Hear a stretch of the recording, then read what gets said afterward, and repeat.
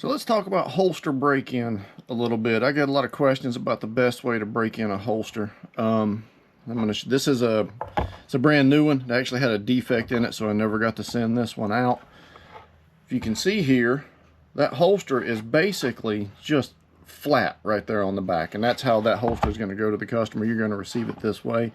So obviously there are a few issues with that, so that's where the break-in process comes in. These wings are going to have to break back. This is going to have to mold a little bit.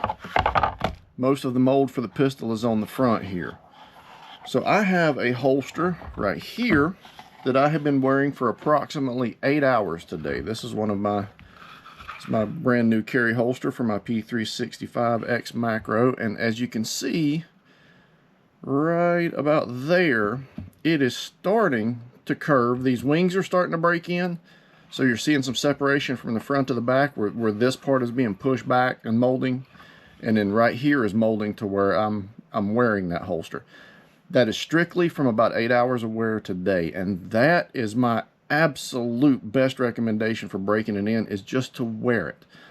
You may want to wear it around the house where you don't feel like you might need it for safety or anything like that, so that way you can get it molded and make sure that it's going to release and draw the way you want it to and wear the way you want it to.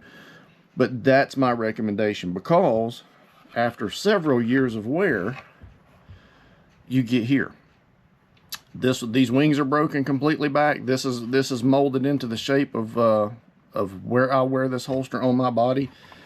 Still fairly flat, but you got a little bit of mold here from the gun that's transferred to the back of it. This holster is 5, 6, it might even be 7 years old.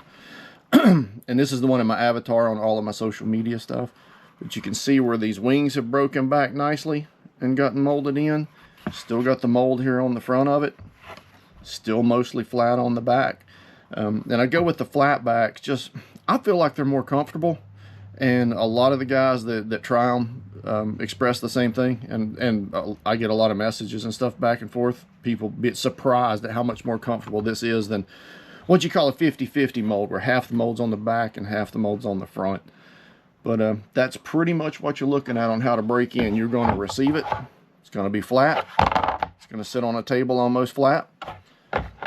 Then you're going to wear it a little bit, and it's going to start to break in like this, and eventually it's going to look like that.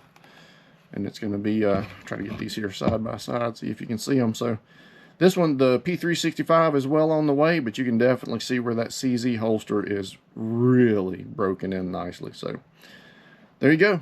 Wear the thing as much as you can. The heat, a little bit of sweat, the moving around is going to break this thing in and to the carry position a whole lot better than trying to stuff a dress sock in there or trying to stuff. That's a last resort to use something to create more space in there, like cardboard, socks, plastic baggies.